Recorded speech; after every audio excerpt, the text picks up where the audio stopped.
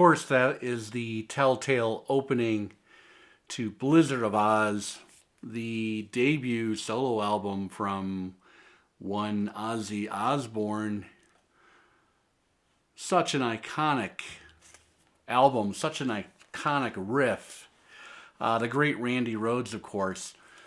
Now, a lot of people, if you have this record, I think you'll all agree with me that I think it sounds really, really nice. I mean, this thing cascades out of my speakers, out of my system. Huge sound stage. Really, really nice separation of instruments, especially that isolated guitar from Randy Rhoads. Ozzy's vocals are front and center where you would hope they would be. They're not buried in the mix at all. Plenty of low end. There is a person behind the mastering of the record, and a lot of people will just look at Allen Zentz and say, oh, it's an Allen Zentz pressing. But if you look further, you may see to the right or to the left of the Allen Zentz mastering stamp some seagull motifs or some etched flowers. And that is the telltale sign that you have a Brian Gardner pressing in your hand. Now, Brian Gardner is a legendary mastering engineer. He was, I think, the lead engineer at Allen Zentz, along with another guy you may have heard of, Chris Bellman.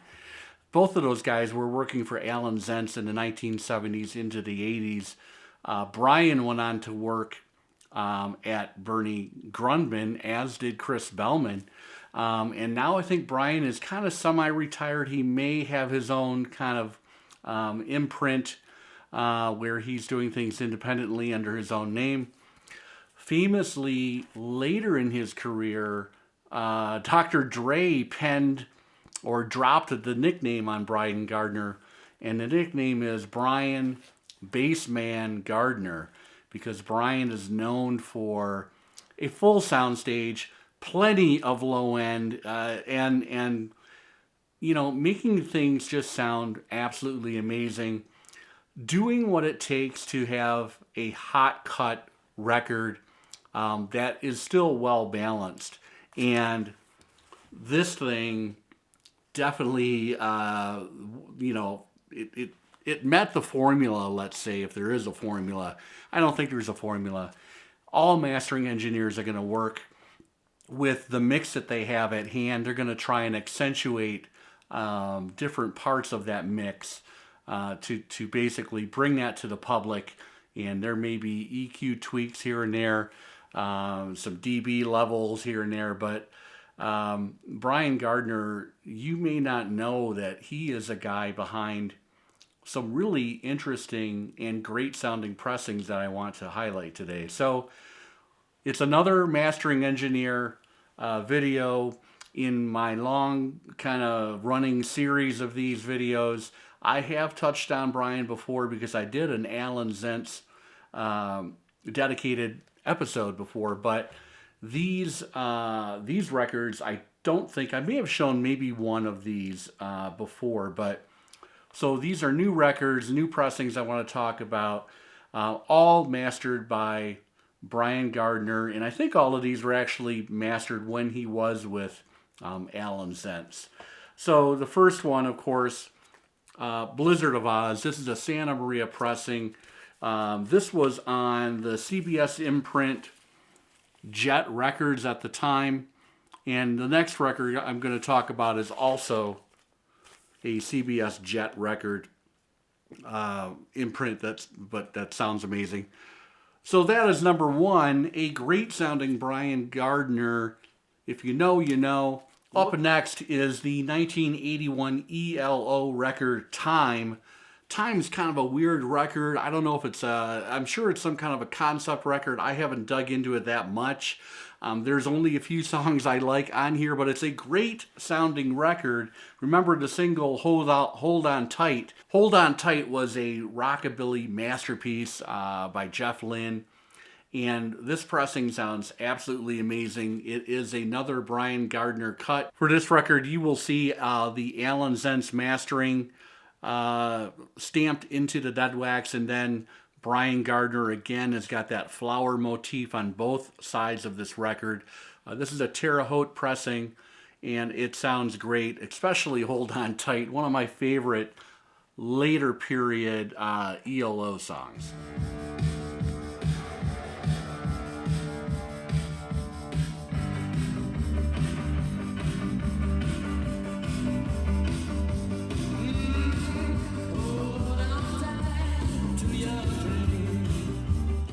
Next up is the fantastic 1987 Music for the Masses LP from none other than Depeche Mode. I have an early U.S. pressing. It's on Sire, but really nice kind of almost pasted on photography here on the front and on the back. This is a beautiful pressing. Now, there's no Allen Zentz in the dead wax, but you will find Brian Gardner's flower motif again. I think it's on side 2 on this record. This, of course, was on Sire. And a really, really nice, clean pressing will treat you right if you can find one. But so many fantastic songs from '87 from Depeche Mode. Let's run through a couple. Never Let Me Down Again. What an opening on side 1 that song is. What a statement.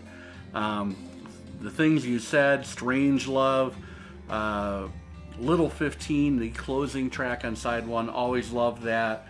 Pimp, closing track on side 2. And opening side 2, the fantastic Behind the Wheel.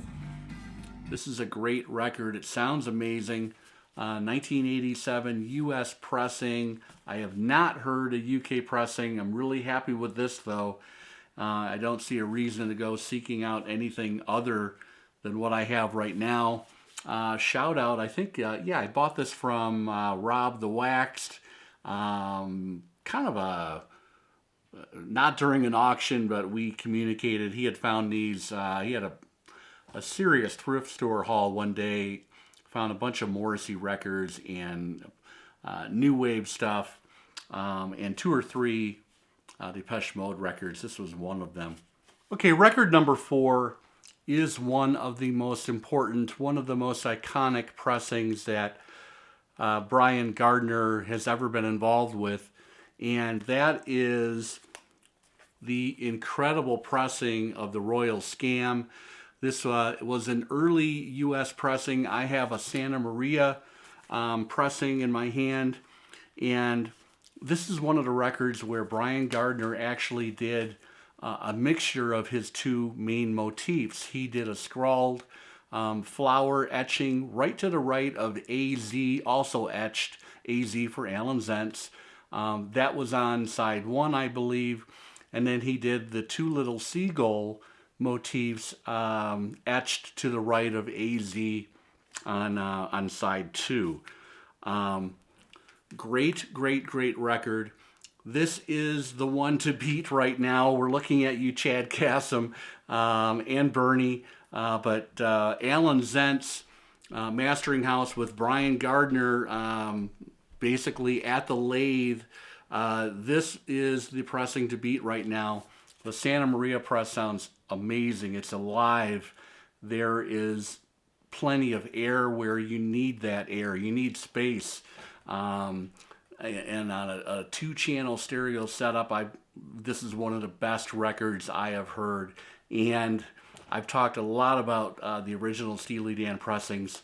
The Allen Zentz Gardner cut is one of my favorites for the Royal Scam, and you want to find it on the concentric circle there, the kind of orange yellow rainbow ABC label of 1975 and beyond, I believe. Great record. This was heavily influenced. Kind of the street sounds and a little bit of New York grit, New York soul is in here. It's a fantastic record, one of my favorite Steely Dan recordings. Last but certainly not least in today's video, or for today's video, the 1977 Lace and Whiskey, the Alice Cooper solo album. Now, he's got Dick Wagner and Steve Hunter, the twin guitar attack. Fantastic guitar theatrics going on in this record. And check out Alice on the back. He's kind of cleaned up and maybe sober at this point in time. Not sure. Actually, I don't think he was sober just yet. There's some bullets. I mean, he looks like kind of a hard-nosed crime reporter. And FM radio loved this hit that came out of left field on this record. It was a ballad. It sounded like Elton John. That was the last song on side one, You and Me. A particular favorite of mine is track 3, side 1, Road Rats. That is where you can listen for Hunter and Wagner. And they've got both of their guitars are on either side of the stereo mix. It's really nice and kind of a hot, nasty song. But Alice, this was a little bit of a departure for Alice, and a great sounding record. You can find these things all day for probably $5. 1977 Lace and Whiskey. The Outstanding Mystery, Discovery of the Decade, Lace and Whiskey, Alice Cooper. This is another one like the Royal Scam. Brian Gardner mixed up his two different main motifs. I think the seagulls are on side 2, and then a really nice flower etching on side 1 with a scrawled AZ for Allen Zentz as well. That's today's video, another in my long series of mastering engineers and recommended albums and pressings from that said mastering engineer. Today it was Brian Gardner. Brian Bassman, or Brian Big Bass Gardner. I think semi-retired at this point, but there are tons of, go look on Discogs, put in his name. You will see a lot of other pressings. There are several I didn't mention, but he had a great pressing of a Queen album that everyone should have in their collection. I think it's the best sounding pressing of that album. Thanks for watching, everybody. I'll be back soon with a new video. Take care, and if you liked the video, let me know. Drop a comment. Maybe you know some other Brian Gardner pressings that I didn't mention today.